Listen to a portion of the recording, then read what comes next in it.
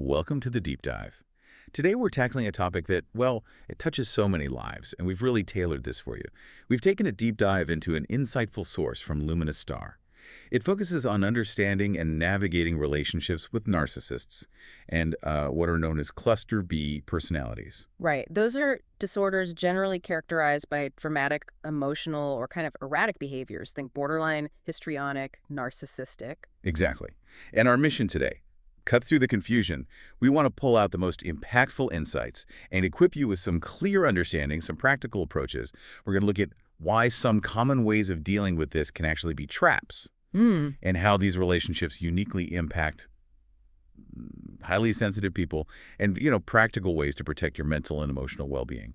Yeah, think of it as getting to the core of it. We'll be looking at those inherent crazy-making dynamics the source describes, how they specifically affect people who are really empathetic, emotionally tuned in, and what critical thinking and self-preservation actually mean here. So you can gain a clearer perspective on what's often a really difficult journey. And maybe find a path forward, yeah.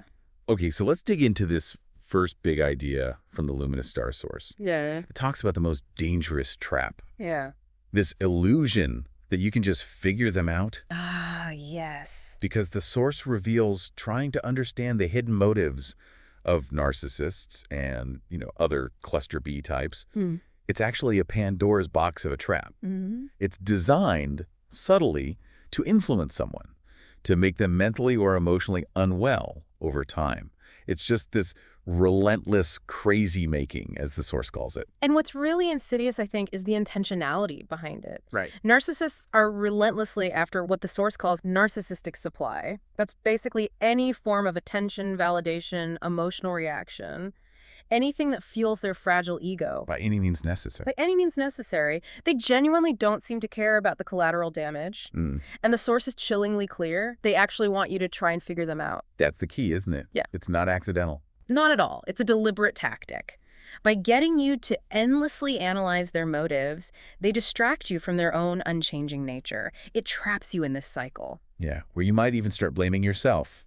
If only I understood them better. Exactly. Understanding the incomprehensible. So this crazy making, it's not just a side effect, it's a strategy to keep you invested. And the source really emphasizes that pouring your energy, your love, yourself into these dysfunctional relationships, trying to understand someone who fundamentally won't change. Or can't change. Right. It usually proves to be a profound mistake.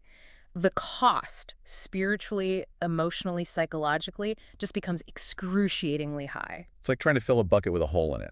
Yeah. With your own life force. Yeah, exactly. And eventually you run dry, leads to severe distress. That cost is so high. And for listeners who might be deep in this, it really begs the question, why don't they change? Why is it so stubborn? That's the million-dollar question, isn't it? And the Luminousz Ztarr research is pretty unequivocal on this. It states cluster B personality types are considered fixed personality disorders. Fixed. What does that mean, practically? It means these individuals are highly unlikely to change their core patterns over time. Regardless of pleas, negotiations, ultimatums from loved ones, it just doesn't tend to stick. Their internal story is so rigid, they tend to just walk away, tell themselves they're the good one. And blame the other person for everything. Right. They don't change their story, their perspective, even when faced with clear evidence. Wow. And accepting that, as hard as it is often the first step towards the sensitive person's own healing, paradoxically. That's such a critical piece. It reframes everything from how can I fix this to, okay, what's the reality here? Exactly. And this is where it gets really interesting, especially for those of us who feel deeply. The source draws a sharp line between how narcissists and highly sensitive people engage. Right, and it defines highly sensitive people as individuals like empaths, maybe codependents, people who experience emotions and stimuli more intensely. Yeah. And it says narcissists fundamentally struggle with emotional regulation, often lack empathy, show little genuine desire for truly intimate relationships. That lack of deep emotional capacity, it's absolutely key. They don't feel deeply enough in that connecting way. They prefer to keep emotions out of real connection. So even when they seem dramatic. Even when their behavior seems histrionic, yeah, It's often a calculated performance, another part of that crazy making designed to manipulate not really an authentic inner turmoil. An act. Often, yes. And the real conflict happens when they get involved with someone who does feel deeply the highly sensitive person. Because that depth makes the narcissist uncomfortable. Profoundly uncomfortable. Anything genuinely touchy-feely, sentimental, they actively avoid true vulnerability, true connection, like emotional desert dwellers in a world full of feeling people. Emotional desert dwellers. Yeah. That really paints a picture. And for the highly sensitive person, it's the opposite problem, right? Not a lack of feeling. Exactly. Their mental health can get compromised not by the feelings themselves, but when they sideline those deep emotions and instead overanalyze the relationship. Trying to make sense of the crazy making. Which, by design, doesn't make sense. The source calls it trying to make sense out of what doesn't. It's like their own sensitive mind gets turned against them. Precisely. Leading to huge confusion, distress. It's a mental trap. And connecting this to the bigger picture, the source notes narcissists often do well externally. Yeah, often. Material goods, great careers, luxurious lives. You see the big house, the fancy car, the title. They have a certain drive, a cunning for that external stuff. Impressive on the outside. Right. But their personal lives, the core of human connection, often upside down, as the source puts it, because they don't know how to truly connect. They only know how to use. Building a castle on sand. That's a great way to put it. Impressive, but no real foundation. And the highly sensitive person, conversely, usually knows how to have great relationships. But they suffer trying to bridge that gap with a narcissist. Yeah, that fundamental, energetic, emotional gap. It's like two different operating systems trying to run the same program. It just doesn't compute. And the source is careful, isn't it? Yeah. It's not saying one is better. No, not at all. But it highlights why these relationships become so toxic, especially for the sensitive person. Because that prolonged exposure, trying to understand the incomprehensible, it can lead to actual diagnoses. Yeah. Mental, emotional illness.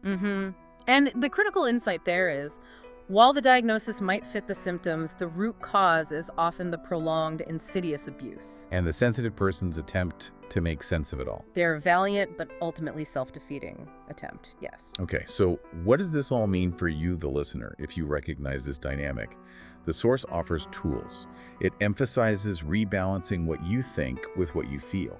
Right, because highly sensitive people trying to fix things often put their brilliant minds into overdrive, overthinking. While also getting caught in an emotional whirlpool, trying to feel their way to a solution. Exactly, and it's that imbalance pushing the mental and emotional out of sync that creates so much struggle.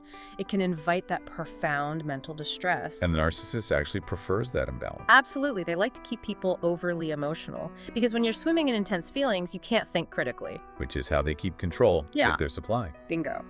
So the solution from Luminousz Ztarr is cultivating genuine critical thinking about what's really happening, while simultaneously honoring your own emotions. So not shutting feelings down. No, not at all. Integrating them.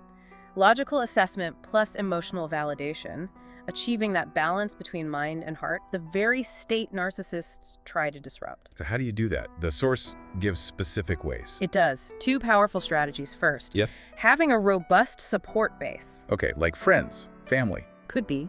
But crucially, a safe, confidential space. Maybe a trusted counselor, a therapist, somewhere you can constructively express everything. Without having to perform or filter for the narcissist? Exactly. It's a vital outlet. Helps process the mental and emotional load healthily. It's not just venting, it's getting reality checks, objective perspectives. Like a grounding rod in the storm. Perfectly put. And second, a really transformative step, practicing self-preservation. Self-preservation, what does that look like in practice? The source calls it a game changer. It means using your critical thinking to analyze the narcissist's tactics, their shenanigans. Seeing the manipulation for what it is. Yes, seeing how they seek supply. But, and this is key, doing that while simultaneously acknowledging and validating your own authentic feelings. So feeling the anger, the sadness. Yes, letting yourself feel the anger, sadness, frustration, whatever it is, without judgment, even as your mind is dissecting their behavior. It's a powerful act of self-love, self-protection. Wow, that sounds powerful. It is. This combined approach, critical thinking plus honoring emotions, it makes it incredibly hard for the narcissist to get their supply. Because you're not playing their game anymore. Exactly. You shift from how do I figure them out to what's really going on here and how do I feel about it? Self-focused, balanced. And the source describes it as effectively checkmating the narcissistic personality. You reclaim your inner power, your emotional sovereignty. Okay, let's talk about no contact. Yeah. Considering that can feel huge, terrifying even. It's contemplating a leap into the unknown. And the source acknowledges this change of reality brings significant challenges, emotional, spiritual, psychological. Absolutely. And it highlights that many people struggle with healing, even years after going no contact. Why is that? Because they haven't made crucial adjustments, sometimes still holding on to that little bit of hope. That the narcissist will suddenly wake up and see the light. Exactly, that lingering fantasy. So what adjustments are necessary then for real healing? The Luminousz Ztarr research outlines 3 critical, profound steps for the highly sensitive person, whether you're out or thinking about it. First, taking off the rose-colored glasses. Facing reality. And it's active. Peeling back denial, dismantling the fantasy. You must see the narcissist for who they truly are. Not the idealized version. No, not the potential you hoped for. They're consistent, unchanging patterns. And letting go of that hope they'll wake up, that's maybe the hardest step. Grieving what never was. Grieving a future that wasn't real, a person who didn't exist as you needed them to. Yes. Okay.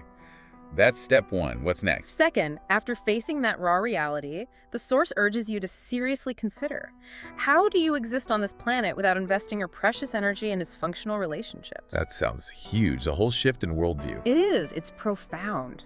Moving from one reality to a completely new one, a true transformation. And it takes time, effort, willingness to step into the unknown. Building new patterns, boundaries, expectations. For all your relationships.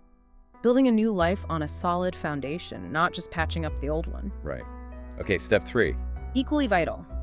Learning who you are outside of that dynamic. Reconnecting with yourself. Especially if these patterns started in childhood, shaping your sense of self.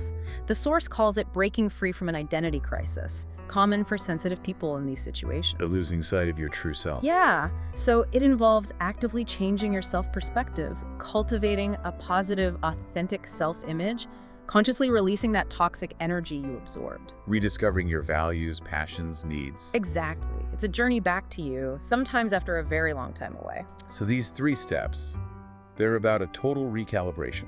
A new way of being, one that doesn't engage with or invest in toxic relationships anymore. And the source says, yeah, it can feel overwhelming, like climbing a mountain. Daunting, for sure. But it stresses they are absolutely essential, not just for healing, but for thriving, for building a life with genuine connection, inner peace. Moving from survival to vitality. Beautifully said, yes. Wow. What a journey we've just taken, really digging into these insights from Luminousz Ztarr. We've unpacked how trying to figure out the crazy making is that trap. Explore the unique impact on highly sensitive people, and highlighted that crucial need to balance thoughts and emotions. Yeah, and touched on that deep transformative work involved in navigating no contact and finding yourself again. So here's something to leave you with, something to ponder based on what we've discussed. The source mentioned something interesting, that narcissists and cluster B types often get along with others like them. Right, but not through deep connection or love. No, it says it's because they're cut from the same cloth, they resonate with each other. Resonance, not connection. So consider what that truly means about the superficial nature of their relationships, compared to the genuine, empathetic connection highly sensitive people often crave. Yeah. If that resonance isn't true connection, what does authentic, heartfelt connection really look like? What does it feel like? Stripped of all the pretense, the false mirroring. Something to think about. Definitely. Thank you for joining us on this deep dive into these complex relationship dynamics. We really hope this has given you valuable insights, maybe some concrete tools, and perhaps a renewed sense of clarity for your own journey. Until next time, keep diving deep.